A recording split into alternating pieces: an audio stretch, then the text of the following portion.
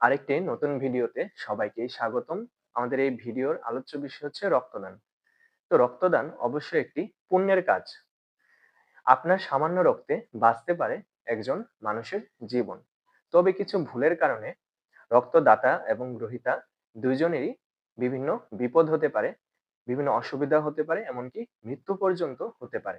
তো রক্তদানের আগে যে বিষয়গুলো খেয়াল রাখতে হয় তার মধ্যে প্রথমেই হচ্ছে রক্তের গ্রুপ মিলছে কিনা দাতা এবং গ্রহীতার। তো এই ব্যাপারে আমরা সবাই বিস্তারিত জানি, তাই এটা নিয়ে আর বাড়তি কিছু বলছি না। এখন আসি যে আর কি কি বিষয় খেয়াল রাখতে হয়। তো রক্তদাতার রক্তে কোনো সংক্রামক রোগ রয়েছে কিনা, যেমন এইডস বা HIV virus, hepatitis B, C, যেটাকে আমরা জন্ডিস বলে থাকি, এছাড়া সিফিলিস, ম্যালেরিয়া ইত্যাদি রোগ থাকলে তিনি রক্ত দিতে পারবেন না। তাই রক্তদানের আগে অবশ্যই এগুলো পরীক্ষা করে দেখতে হবে।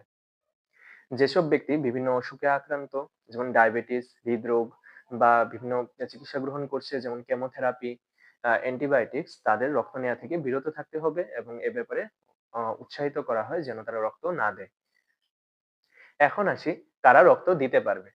18 থেকে 50 বছর বয়সী সুস্থ ব্যক্তি, শর্তমতে 16-17 বছর বয়স যাদের এবং 60 বছর বয়স পর্যন্ত ব্যক্তিরা রক্ত দিতে পারবে। এখন তাদের শরীরে যদি বিভিন্ন সংক্রামক রোগ থাকে তাহলে তারা তো রক্ত দিতেই পারবে না। এছাড়া অ্যাজমা এবং হাঁপানি রোগীদেরও রক্ত না দেওয়ার ব্যাপারে পরামর্শ দেয়া হয়। ডায়াবেটিস, হৃদরোগ, উচ্চ রক্তচাপ ইত্যাদি অসুখে আক্রান্ত ব্যক্তিদেরও রক্ত না দেওয়ার ব্যাপারে উৎসাহিত করা হয়। একজন ব্যক্তি একবার রক্ত দেওয়ার পর ৩ বা ৪ মাস পর আবারও রক্ত দিতে পারবে।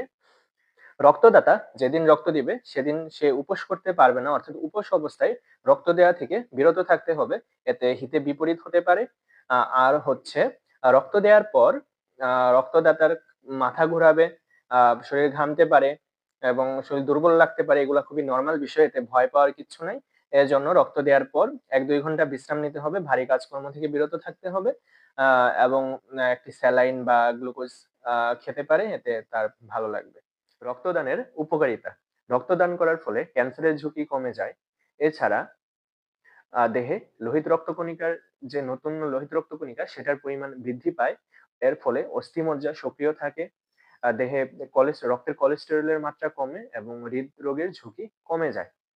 তাই আমাদের সবার উচিত বেশি বেশি রক্তদান করা এবং অপরকে রক্তদানে উৎসাহিত করা।